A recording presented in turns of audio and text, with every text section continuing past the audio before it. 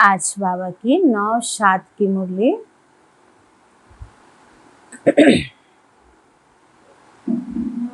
मीठे बच्चे, तुम्हारी बिगड़ी को सुधारने वाला, तुम्हारी बिगड़ी को सुधारने वाला अर्थात तकदीर बनाने वाला एक बाप है। तुम्हारी बिगड़ी को सुधारने वाला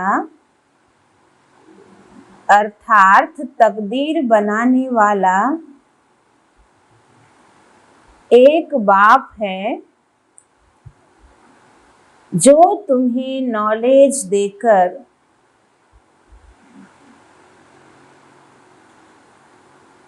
तकदीरवान बनाते हैं, जो तुम्हें नॉलेज देकर तकदीरवान बनाते हैं।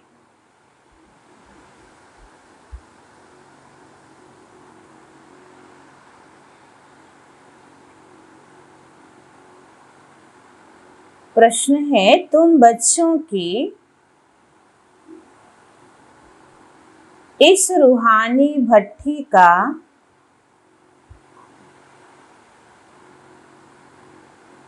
एक कायदा कौन सा है?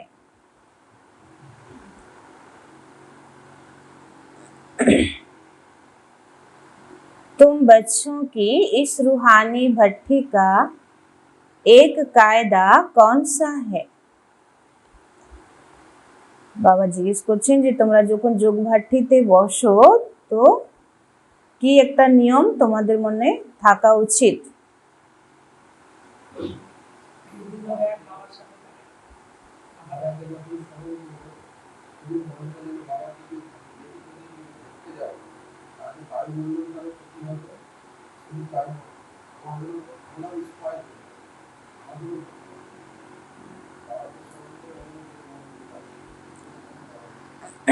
उत्तर है रूहानी भट्टी में अर्थात याद की यात्रा में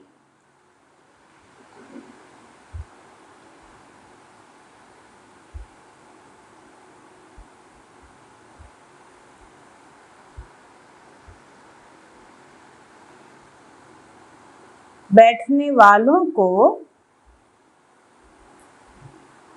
रूहानी भट्टी में अर्थात याद की यात्रा में बैठने वालों को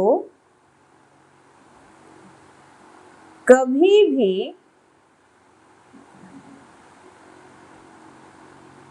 इधर उधर के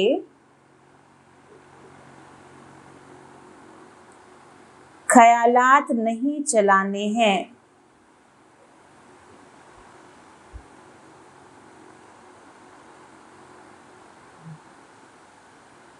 एक बाप को याद करना है।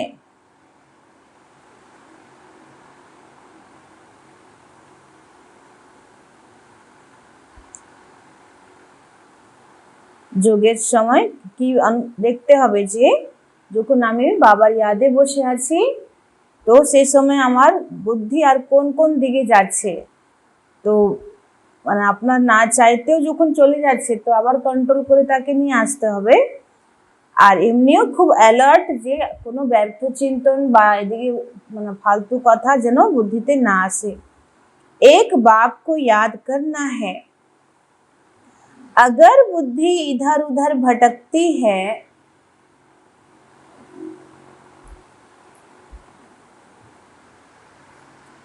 अगर बुद्धि इधर उधर भटकती है तो झुटका खाते रहेंगे, उबासी देंगे,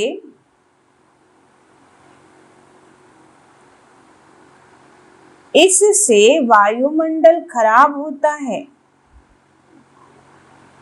इससे वायुमंडल खराब होता है।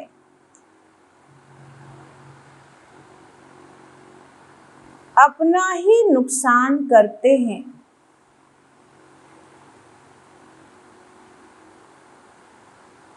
अपना ही नुकसान करते हैं।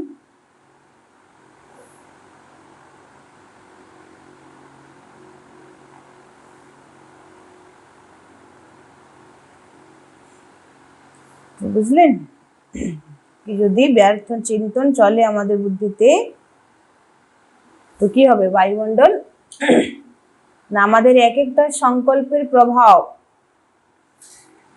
চারিদিকে যাচ্ছে। যেমন কেঁচো চলে না, তো ও যেখানে যায় তার একটা দাগ ছেড়ে দেয়, সেরকম আমাদের মনে এক একটা সংকল্প যা আসছে, আমাদের শরীরে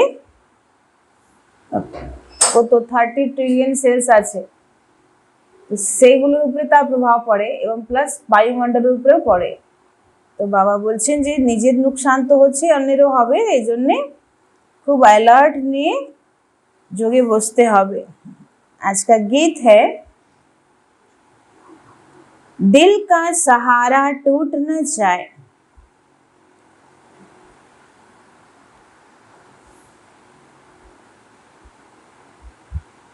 ओम शांति।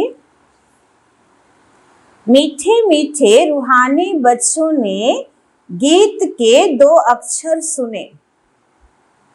बच्चों को सावधानी मिलती है, इस समय जो भी हैं सबकी तकदीर बिगड़ी हुई है, सिवाय तुम ब्राह्मणों के। बाबा बोलছে যে ব্রাহ্মণ বাচ্চা ছাড়া বাকি সারা দুনিয়ার এখন তকদির একদম कठिन अवस्थाएं আছে। तुम्हारी अब बिगड़ी सी सुधर रही है, बाप को कहा ही जाता है तकदीर बनाने वाला। तुम जानते हो शिव बाबा कितना मीठा है, बाबा अक्षर बड़ा मीठा है। बाप से सर्व आत्माओं को वर्षा मिलता है, लौकिक बाप से बच्चों को वर्षा मिलता है, बच्ची को नहीं। लौकिक दुनियाते ছেলেরা সম্পত্তি পায়, মেয়েরা পায় না, এখন সরকার নিয়ম করেছে, কিন্তু বাবা এখানে কি বলছেন যে আমার তো আত্মা সব একই, কোনো জেন্ডার নেই, তাই সবাই वर्षा पावर पूर्व अधिकारी। तो यहाँ बच्चा व बच्ची सब वर्षे के हकदार हैं। बाप पढ़ाते हैं आत्माओं को, अर्थात अपने बच्चों को। आत्मा समझती है हम सब ब्रदर्स हैं, बरोबर ब्रदरहुड कहा जाता है ना। एक भगवान के बच्चे हैं, फिर इतना लड़ते झगड़ते क्यों हैं? सब आपस में लड़ते ही रहते हैं।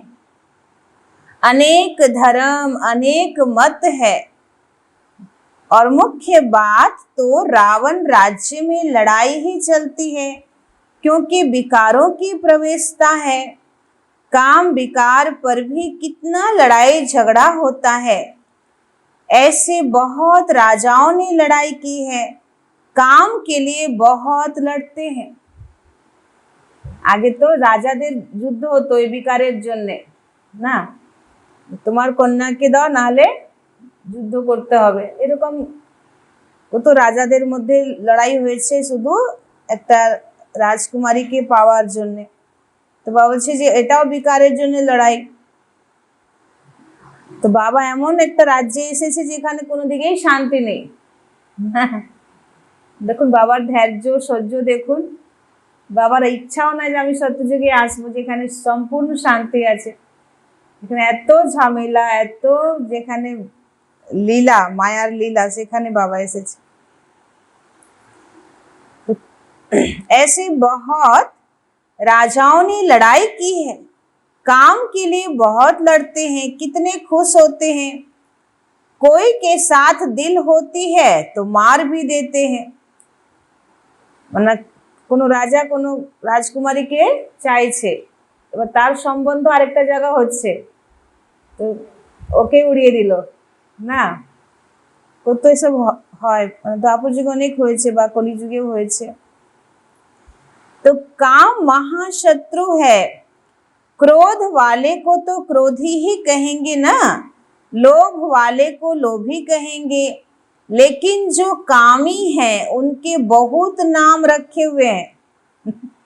बाबा आज के दौरे से বাবা বলছেন যে যারা রাগ করে তাকে রাগী বা ক্রোধী বলা হবে, যারা লোভ করে তাকে বলা হবে যে তোমার মধ্যে খুব লালসা আছে, তুমি লোভী। কিন্তু যে কামী তার কত রকম নাম আছে। তাকে কিচক বলা হয়, কিচক না, আর কি বলা হয়, কংস। আর এরকম সব শাস্ত্রে যত খারাপ নাম আছে না, सब कामी पुरुषদের জন্য। तो इसलिए कहा जाता है अमृत छोड़ विष काहे को पिए। এখন বাবা কি বলছে যে अमृत छोड़ विष काहे को पिए। शास्त्रों में अमृत नाम लिख दिया है, दिखाते हैं ना, सागर मंथन किया तो अमृत निकला, कलश लक्ष्मी को दिया, कितनी कहानियां हैं। सब बड़ बड़ गल्प বানিয়েছে। সমুদ্র মন্থন হয়েছিল তো অমৃতের কলস নিয়ে লক্ষ্মী বেরিয়েছিল। বাবা বলছে বাস্তবে বাবা এখন তোমাদের সামনে বুদ্ধিতে কি দিচ্ছে, জ্ঞানের মানে মন্থন দিচ্ছে। সাগর মন্থন করো, বিচার সাগর মন্থন করো। আর তখন এই জ্ঞানের যে অমৃত বেরোচ্ছে সেটা বাবা কি করছেন, মোহিনী রূপ দিদিদের দ্বারা সবাইকে খাওয়াচ্ছেন, আর দেবতারা অমর হয়ে যাচ্ছে। तो इसमें भी बड़े थे बड़ी बात है सर्वव्यापी की, गीता का भगवान कौन। বলছে গল্প কাহিনী তো ভক্তি মার্গে অনেক আছে, কিন্তু সব থেকে বড় কাহিনী বানিয়েছে সেটা হচ্ছে যে ভগবানকেই सर्वव्यापी করে দিয়েছে। और पतित पावन कौन प्रदर्शनी में मुख्य इन्हीं चित्रों पर समझाया जाता है। पतित पावन ज्ञान का सागर और उनसे निकली हुई ज्ञान गंगाएं व पानी की नदी व सागर। বলছে পতিত পাবন জ্ঞানের সাগর কে হবে, মানে বাবা না এই সাগর বা এই নদী, জলের নদী। तो कितनी अच्छी अच्छी बातें समझाई जाती हैं। तो बाप बैठ समझाते हैं, मीठे मीठे बच्चों तुमको किसने पावन बनाया। बिगड़े को सुधारने वाला कौन है, वह पतित पावन कब आते हैं। यह खेल कैसे बना हुआ है कोई भी नहीं जानते। बाप को कहा ही जाता है नॉलेजफुल, ब्लिसफुल, पीसफुल। गाया भी जाता है बिगड़े को बनाने वाला एक। यह तो समझने में आता है ना, बरोबर रावण हमारी बिगाड़ते हैं। বাবা বলছে যে এখন তোমরা ভালো করে বুঝে নিয়েছো তো যে তোমাদের পুরো স্থিতি কি নষ্ট কে করে। এখন আমরা এখনো প্র্যাকটিক্যালি দেখতে পাচ্ছি যে সারাদিন মন ভালো থাকে, বাবার ইয়াদে থাকি, কিন্তু আবার কোনো রকম একটা নেগেটিভ থট মাইন্ডে ঢুকে গেল না। মানে মায়া কত রকম, যত মনের মধ্যে বাধা বিঘ্ন স্থিতি খারাপ হচ্ছে ওই 5টা বিকারের জন্যই হচ্ছে। যার যেখানে 5 বিকারের কোনো কিছু নেই সেখানে স্থিতি নষ্ট হবে না। রাগ আসছে, মন দুঃখ হচ্ছে, কোনো না কোনো সূক্ষ্ম রূপে কোনো আশা আকাঙ্ক্ষা কামনা আছে, এইসবের জন্যই এত স্থিতি খারাপ। तो यह खेल है हार और जीत का। रावण को भी तुम जानते हो, जिसको भारतवासी वर्ष वर्ष जलाते हैं। यह भारत का दुश्मन है। বাবা বলছেন যে ভারত যার এত মহিমা, যে সোনার পাখি ছিল, আর সে ভারত কাঙ্গাল ভিখারি হয়েছে কার জন্যে, এই রাবণের জন্য। এই জন্য রাবণ হচ্ছে ভারতবর্ষের সব থেকে পুরাতন শত্রু। तो भारत में ही हर वर्ष जलाते हैं। उनसे पूछो कब से जलाते आते हो, तो कहेंगे यह तो अनादि चला आता है, जब से सृष्टि शुरू होती है। যদি ভক্তি মার্গের লোককে জিজ্ঞেস করা হয় যে কবে থেকে রাবণকে জ্বালাচ্ছ পোড়াচ্ছ, তখন কি বলবে, অনাদিকাল থেকে। তো কি করে অনাদিকাল হবে, সত্যযুগ ত্রেতাতে তো মায়া রাবণের কোনো নাম গন্ধ নেই। तो शास्त्रों में जो पढ़ा सत्य सत्य करते रहते हैं, जो शास्त्रों में पढ़ा सत्य सत्य करते रहते हैं। मुख्य भूल है, सबसे बड़ी भूल क्या? मुख्य भूल है ईश्वर को सर्वव्यापी कहना। बाप यह नहीं कहते कि यह किसकी भूल है, यह ड्रामा में नूंद है। तो मिष्टी बाबा, हाँ এটা শিখতে হবে বাবা থেকে এই গুণ। মানে কেউ যদি আমাকে কুকুর, বিড়াল, ছাগল, মানে শুয়ার অনেক কিছুই বলে দিল না, তারপরে আমি বলবো যে ওর দোষ না, এটাই ড্রামাতে। কত সহ্য ক্ষমতা। এবং তাকেও বাবা কি করছে, মিঠে বাচ্চে বলছে, কি গণেশ ভাই সম্ভব? এত গালি গালাজ শোনার পরেও তাকে আদর করা, তাকে তার প্রতি এত প্রেম। আমরাও তো বলেছি বাবাকে না, তো বাবা আমাদেরকে কি করলো, বললো যে তুমি আমাকে তো গালি দিয়েছো, তোমাকে কেন ঢুকতে দেবো না, বলেছে কি বললো, আসো আমার মিঠে বাচ্চে আসো না। এরকম সহ্য শক্তি যদি আমরা রাখি তাহলে তো কামাল হয়ে যাবে না কি? तो बाबा कहते, बाप यह नहीं कहते कि यह किसकी भूल है, यह एटाও বলছে না যে ड्रामा की भूल है। बाबा ने कहा ड्रामा की नूंद है। शब्दों का कितना सुंदर रहस्य, ड्रामा की क्या है, नूंद है। और आगे हार जीत का खेल है। क्या है, हार और जीत का खेल। मायाते हारे हार और मायाते जीते जीत। तो माया से हारे हार और माया से जीते जीत। माया से कैसे हार खाते हैं वह भी समझाया जाता है। पूरा आधा कल्प रावण राज्य चलता है, एक सेकंड का भी फर्क नहीं हो सकता। राम राज्य की स्थापना और रावण राज्य का विनाश। तो अपने समय पर एक्यूरेट चलते हैं। सतयुग में तो लंका होती नहीं, वह तो बुद्ध धर्म का खंड है। बाबा बोलते जी, जो इतना जो लंका के लिए बोला गया है, ज्योग्राफी बताई गई है कि रावण का राज्य कहाँ था, लंका में था। भारत के डाउन में जो है दक्षिण में, वहां लंका में रावण का राज्य था। सोने की लंका बनाया रावण ने। तो बाबा कहते बच्चे सतयुग में तो लंका होगी ही नहीं।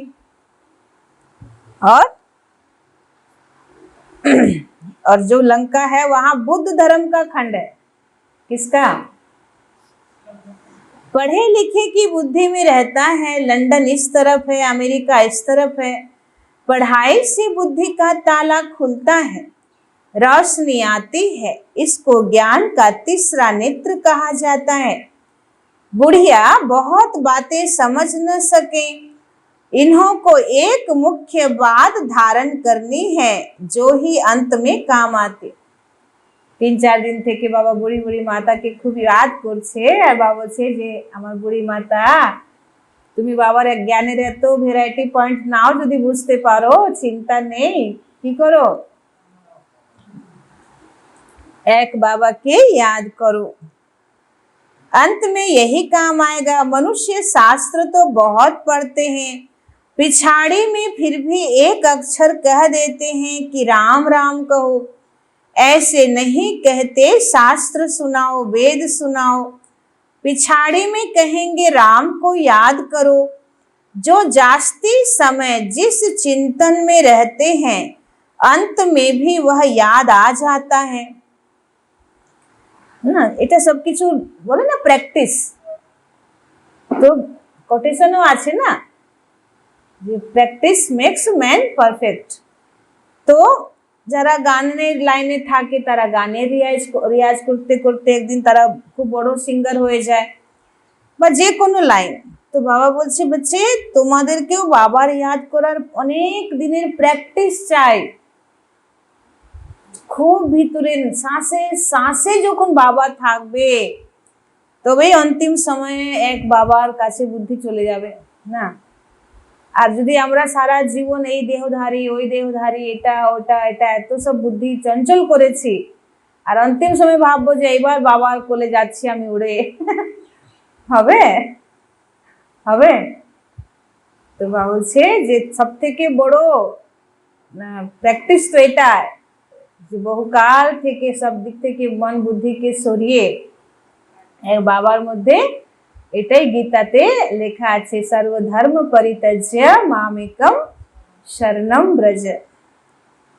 ওরা আবার এটাকে কৃষ্ণের জন্য ভাবে যে মামেকম বলেছে কৃষ্ণ।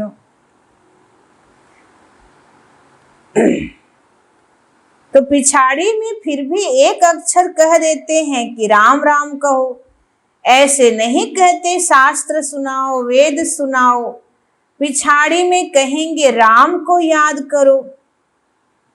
जो जास्ती समय जिस चिंतन में रहते हैं अंत में भी वह याद आ जाता है। अभी विनाश तो सबका होना है, तुम जानते हो सब किसको याद करेंगे। कोई कृष्ण को, कोई अपने गुरु को याद करेंगे, कोई अपने देह के संबंधियों को याद करेंगे। देह को याद किया और खेल खलास, फाइनल पेपर में फेल। आज बाबा एकदम क्लियर कर दिया। नहीं, अंत में किसी की भी देह याद आई, कोई देहधारी याद आया, किसी के प्रति भी अटैचमेंट जागृत हो गया और ये लगा अरे उससे तो हम मिल नहीं सके, उसको तो देख नहीं सके, उससे तो हम बात नहीं कर सके, है ना, इसको छोड़कर जाना पड़ रहा है, अब इसका क्या होगा, ये जो भी सारा मन में आया, क्या होगा?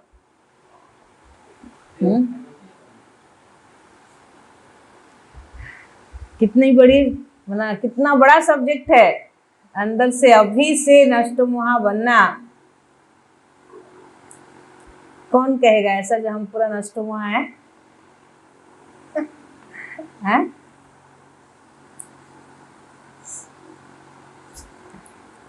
तो कोई अपने देह के संबंधियों को याद करेंगे, देह को याद किया और खेल खलास। यहाँ तुमको एक ही बात समझाई जाती है कि अपने को आत्मा समझ बाप को याद करते रहो। এটা সাধারণ সাবজেক্ট নয় যে যদি মানুষ শোনে বলে তো তাহলে কি দেহ রাখার সময় নিজের আত্মীয় স্বজন, নিজের মানে বউ বাচ্চা তো মনে পড়বে কি এদের কি হবে, হ্যাঁ এদেরকে কে সামলাবে, আমি চলে যাচ্ছি, তো এসব তো আসবেই। তো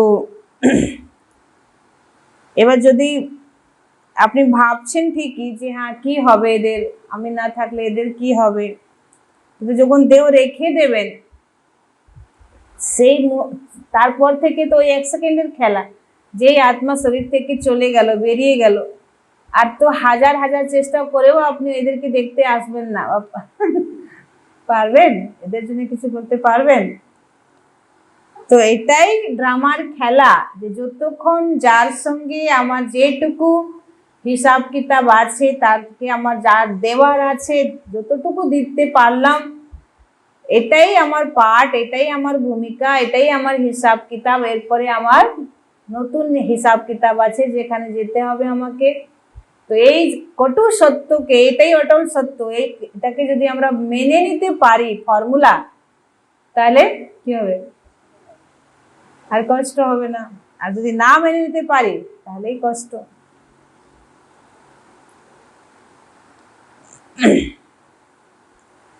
तो यहाँ तुमको एक ही बात समझाई जाती है कि अपने को आत्मा समझ बाप को याद करते रहो। चार्ट रखो कि हम कितना याद करते हैं, ऐसे चार्ट रखो। जितना याद करेंगे पावन होते जाएंगे। ऐसे नहीं कि गंगा में स्नान करने से पावन बनेंगे।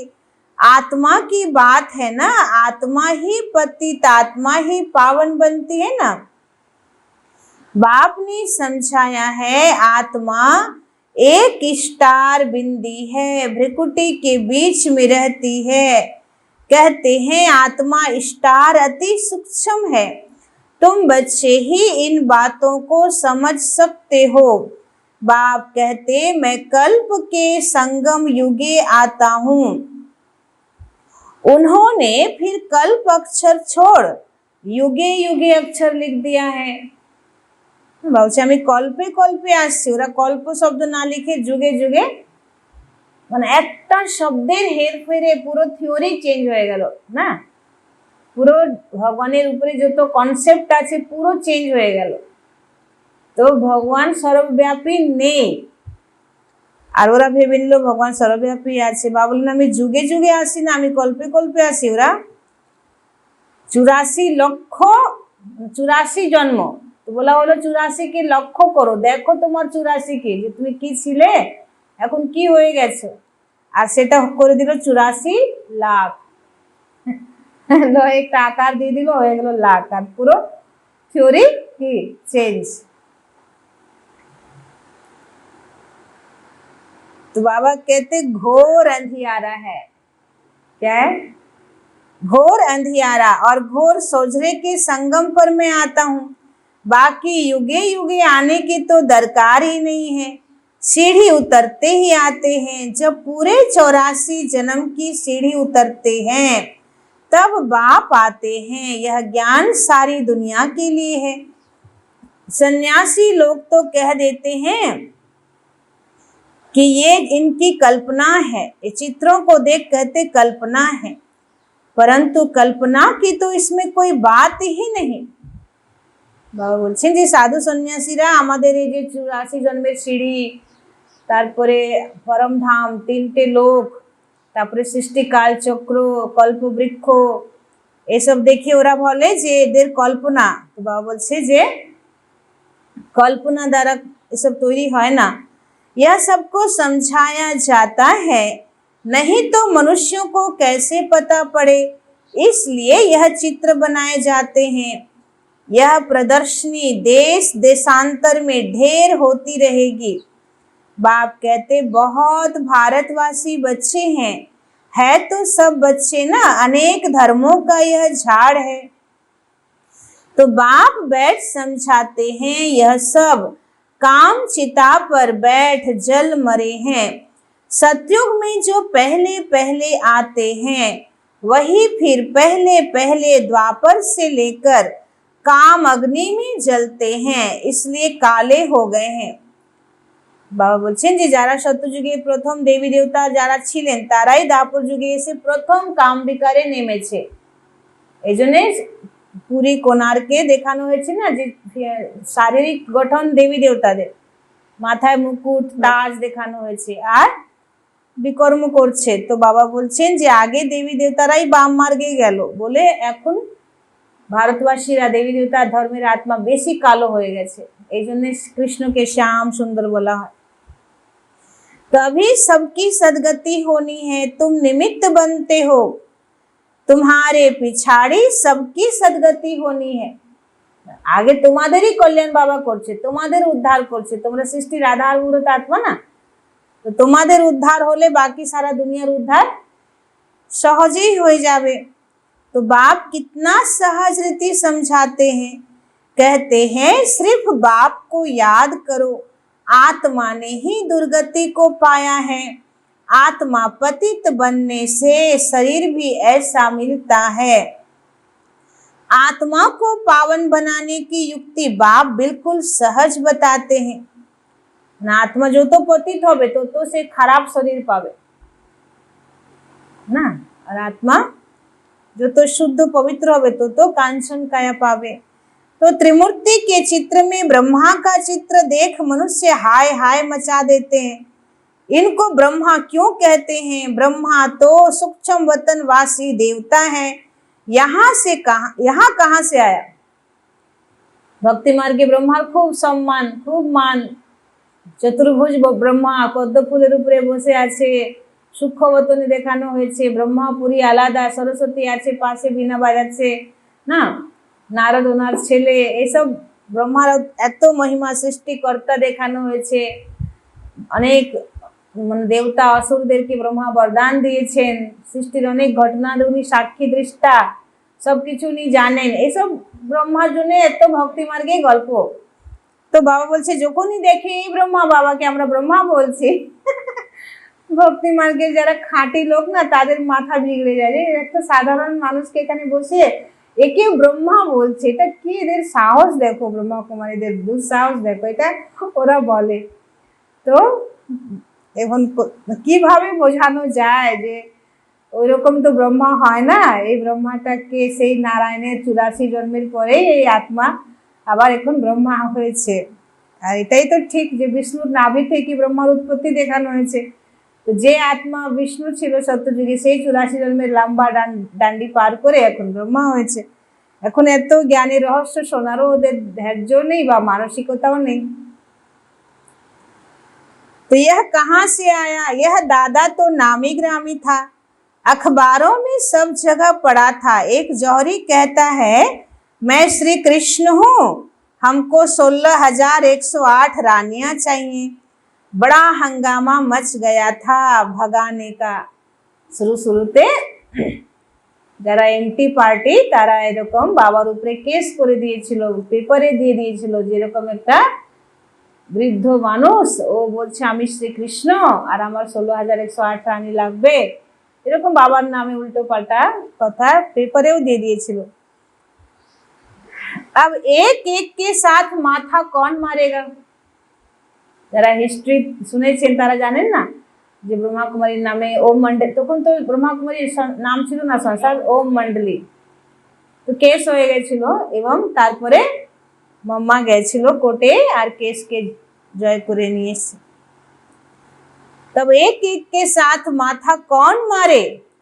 इतने ढेर मनुष्य हैं, आबू में भी कोई आते हैं तो उनको झट कहते हैं, अरे ब्रह्मा कुमारियों के पास जाते हो, वह तो जादू कर देंगी, स्त्री पुरुष को भाई बहन बना देंगी, लंबी चौड़ी बात बताकर माथा ही खराब कर देते। মাউন্ট আবুতেই যারা আছে তারা বলে, বাবা এই ব্রহ্মা কুমারীদের কাছে যাচ্ছ, গেল তোমাদের সংসারে একদম স্বামী স্ত্রীকে এরা ভাই বোন বানিয়ে দেয়। तो बाप कहते तुम मुझे ज्ञान सागर वर्ल्ड ऑलमाइटी अथॉरिटी कहते हो। तो वर्ल्ड ऑलमाइटी अर्थात सर्वशक्तिमान, सब वेदों शास्त्रों आदि को जानने वाला, बड़े विद्वान को भी अथॉरिटी कहते हैं क्योंकि वह सब वेदों शास्त्रों आदि को पढ़ते हैं। फिर बनारस में जाकर उनको टाइटल मिलता है महामहोपाध्याय। কি টাইটেল পাচ্ছে? महामहोपाध्याय। श्री श्री 108 सरस्वती, यह सब टाइटल्स वहां ही मिलते हैं। कहाँ? बनारस में।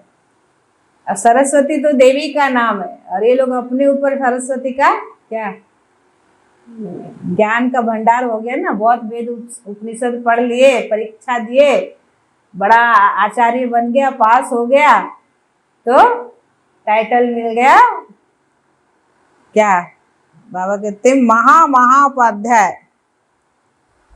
तो जो बहुत होशियार होते हैं उनको बड़ा टाइटल मिलता है। शास्त्रों में जनक के लिए लिखा हुआ है, उसने कहा सच्चा ब्रह्म ज्ञान कोई हमको सुनाए। আছে না শাস্ত্রে, জনক রাজা সব বড় বড় বিদ্বানকে ডেকেছিল, বড় বড় ঋষি মুনিকে ডেকেছিল যে আমাকে কেউ ব্রহ্ম জ্ঞান দিক। তো কে ছিল? অষ্টাবক্র। তার পুরো শরীর টেढ़ा বাঁকা। তোকে দেখে সব বাকি যারা ছিল বড় বড় ঋষি মুনি বিদ্বান তারা হাসতে লাগলো ওকে দেখে, ওর হাঁটা, ওর চলা, হ্যাঁ, ওর টেढ़ा বাঁকা শরীর। তখন রাজা জনককে কি বললো, রাজা ক্ষমা করুন আমাকে, আপনার সভাতে তো সব চামার বসে আছে। কি বললো? আরো রেগে গেছে শিবাজি, চামার বলেছেন? বড় বড় বিদ্বান আচার্য, ওদেরকে অষ্টাবক্র বলছে সব চামার বসে আছে। তো রাজা জনক ভাবলেন যে এত বড় ঋষি, এটা তো সাধারণভাবে নিশ্চয়ই কিছু ব্যাপার আছে, নালে বলবে কেন? তখন বললো চামারই তো, আমার এই টেরা বাঁকার শরীর এটা তো চামড়ার না। এটাকে দেখে ওরা হাসছে, মানে ওরা তো আমার বাহ্যিক রূপকে দেখছে, আমার অন্তর আত্মাকে তো দেখছে না। তো আত্মাকে যে না দেখে তারা কি করে ব্রহ্মজ্ঞানী হলো? এরা সব চামার না। সেরকম বাবা বলছেন যে যতই বড় বড় টাইটেল বেনারসে গিয়ে বড় বড় এসব নিয়ে নিক, কিন্তু যতক্ষণ এদের মধ্যে আত্মার জ্ঞান নেই, পরমাত্মার সত্য জ্ঞান নেই, তো এরাও কি আছে।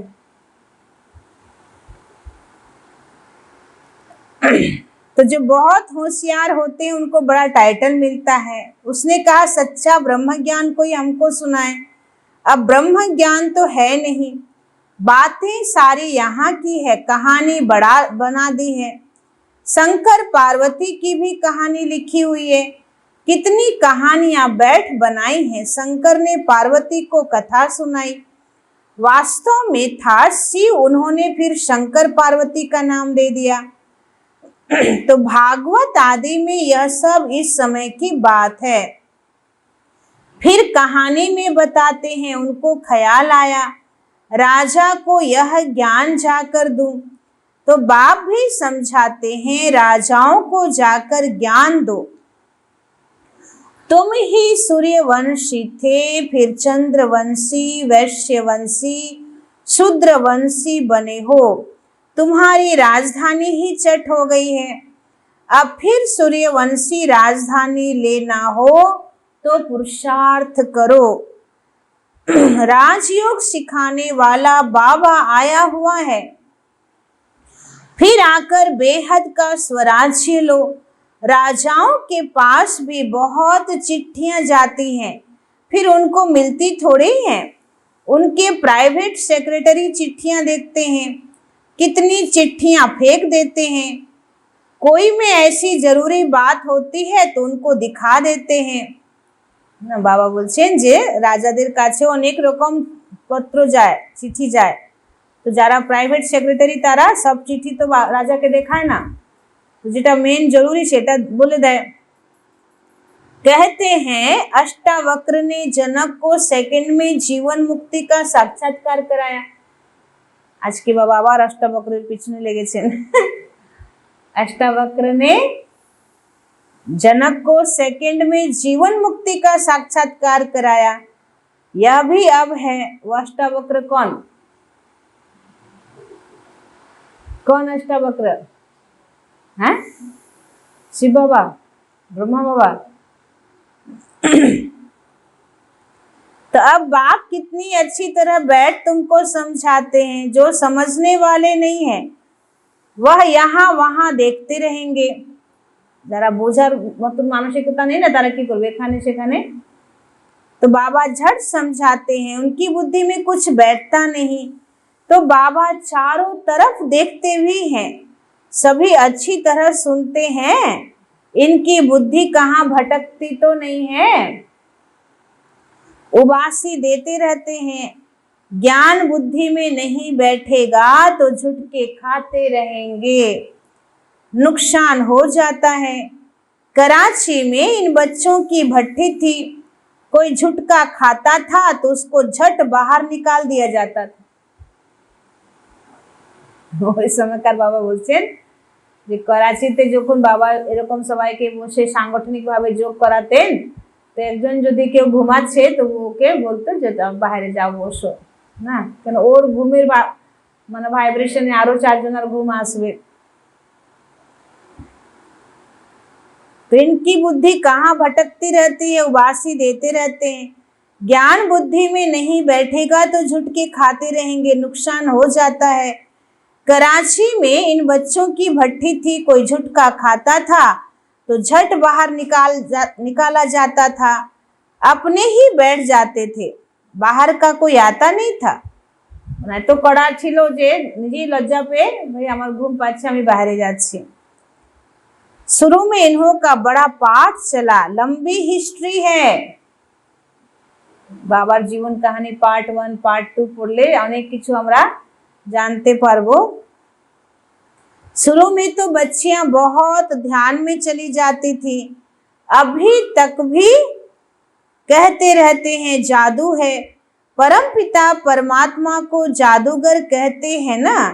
शिव बाबा देखते हैं इनका बहुत प्रेम है, तो देखने से ही झट ध्यान में चले जाते हैं। बैकुंठ तो भारतवासियों को बहुत प्यारा है, कोई मरता है तो भी कहते हैं वैकुंठवासी हुआ, स्वर्गवासी हुआ। अभी यह तो है ही नर्क, सब नर्कवासी हैं, तब तो कहते हैं फलाना स्वर्गवासी हुआ। परंतु स्वर्ग में तो कोई जाता ही नहीं है। अभी सिर्फ यह तुम जानते हो कि हम स्वर्गवासी थे, फिर 84 जन्म ले नर्कवासी बन गए हैं। अब फिर बाबा स्वर्गवासी बना रहे हैं।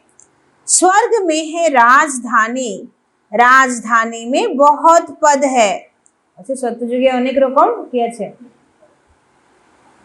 অনেক পদ আছে, তোমার কোনটা নিতে ইচ্ছা সেটা নাও। पुरुषार्थ कर नर से नारायण बनना है। तुम जानते हो यह मम्मा बाबा भविष्य में लक्ष्मी नारायण बनते हैं, अभी पुरुषार्थ कर रहे हैं, इसलिए कहा जाता है फॉलो मदर फादर। तो जैसे यह पुरुषार्थ करते हैं तुम भी करो, यह भी याद में रहते हैं, स्वदर्शन चक्र धारी बनते हैं। ऐसे तुम्हें भी क्या करना है, ब्रह्मा बाबा जैसे स्वदर्शन चक्रधारी बनते। तुम बाप को याद करो और वर्षे को याद करो, त्रिकालदर्शी बनो। तुमको इस सारे चक्र का ज्ञान है, इसमें तत्पर रहो, औरों को समझाते रहो। इस सर्विस में ही लगे रहेंगे तो और कोई धंधा आदि याद नहीं पड़ेगा। सुना, बाबा की सेवा में अगर बुद्धि लगी रहेगी तो और कुछ याद नहीं पड़ेगा। अच्छा मीठे मीठे सिखी लदे बच्चों प्रति मात पिता बाप दादा का याद प्यार और गुड मॉर्निंग। रूहानी बाप की रूहानी बच्चों को नमस्ते। हम रूहानी बच्चों की रूहानी बाप दादा को पदम गुना नमस्ते नमस्ते नमस्ते। सदा रहेंगे हंसते, बनेंगे फरिश्ते, चलेंगे परम धाम के सीधे रास्ते। धारणा के लिए मुख्य सार 1 नंबर पॉइंट। सतयुग में उच्च पद पाने के लिए, सतयुग में उच्च पद पाने के लिए माता पिता को पूरा पूरा फॉलो करना है, उनके समान पुरुषार्थ करना है, सेवा में तत्पर रहना है, एकाग्र हो पढ़ाई करनी है। 2 नंबर, याद का सच्चा सच्चा चार्ट रखना है, अपने को आत्मा समझ बाप को याद करना है, देह व देहधारियों को याद नहीं करना है। आज का वरदान है सदा साथीपन की स्मृति, सदा साथीपन की स्मृति और साक्षी स्टेज का अनुभव करने वाले, और साक्षी स्टेज का अनुभव करने वाले शिवमयी शक्ति स्वरूप कंबाइंड भव। शिवमयी शक्ति स्वरूप कंबाइंड भव।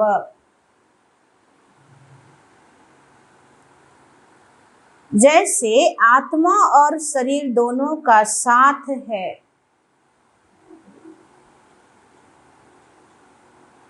जैसे आत्मा और शरीर दोनों का साथ है,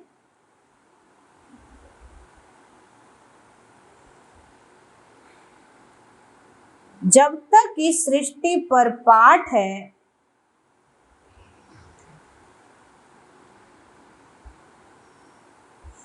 तब तक अलग नहीं हो सकते, तब तक अलग नहीं हो सकते। ऐसे ही शिव और शक्ति दोनों का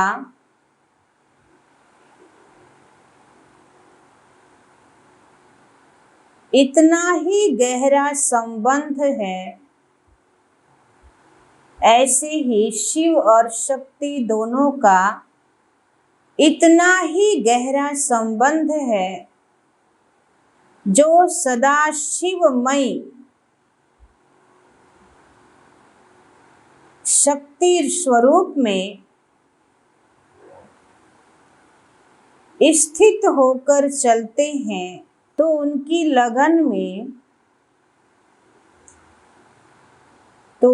लगन में माया विघन डाल नहीं सकती।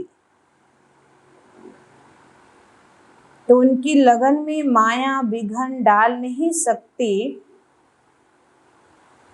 वे सदा साक्षीपन का और साक्षी स्टेज का अनुभव करते हैं। वे सदा साथीपन का और साक्षी स्टेज का अनुभव करते हैं।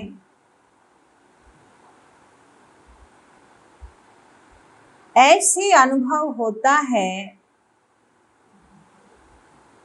जैसे कोई साकार में साथ हो।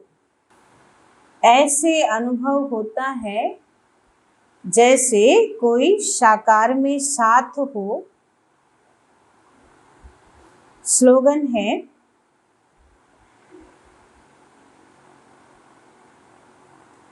निर्विघ्न और एक रस स्थिति का अनुभव करने के लिए,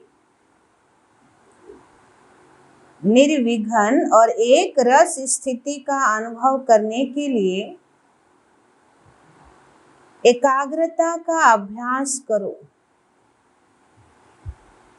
निर्विघ्न और एक रस स्थिति का अनुभव करने के लिए एकाग्रता का अभ्यास करो।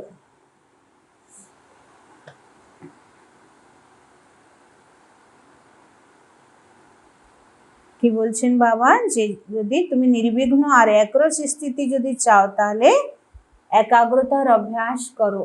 আর বাবা বরদানে কি বললেন, কি যেমন আত্মা আর শরীর দুজন সঙ্গেই থাকছে, যতক্ষণ সৃষ্টি মঞ্চে তোমাদের পার্ট আছে ততক্ষণ তো দেহকে আত্মা ধারণ করেই আছে, তো ডিট্যাচ হতে পারছে না। মানে যখন মৃত্যু হয় সেই সময়, বাকি তো শরীর ধারণ করেই নেই আত্মা। তো সেরকম শিব আর শক্তি এই দুটোর একদম ডিপ রিলেশন আছে সঙ্গম যুগে, মানে বাবা শিব আর আমরা শক্তি কম্বাইন্ড আছি। তো যারা সদা শিবময় অবস্থায় থাকে, শিব শক্তি স্বরূপ, তাদের লগনে মায়া বিঘ্ন ডালতে পারে না, তাদের সেই স্থিতিতে মায়া বাধা দিতে পারে না। তারা সব সময় বাবার সাথী হয়ে চলে আর নাটকের সিনগুলোকে সাক্ষী হয়ে দেখে, সাক্ষী দৃষ্টা, প্রত্যেকরা নিজের নিজের পার্ট প্লে করছে। তো এমন অনুভব করবে যেমন সাকারে কেউ, মানে বাবা আমার সঙ্গে সাকারে আছে। এটা না যে বাবা নিরাকারে আছে, বাবা আকারে আছে, সুখবতনে আছে, কিন্তু যাদের ডিপ ভালোবাসা আছে বাবার সঙ্গে তারা বাবাকে সাকারে অনুভব করবে। ওম শান্তি।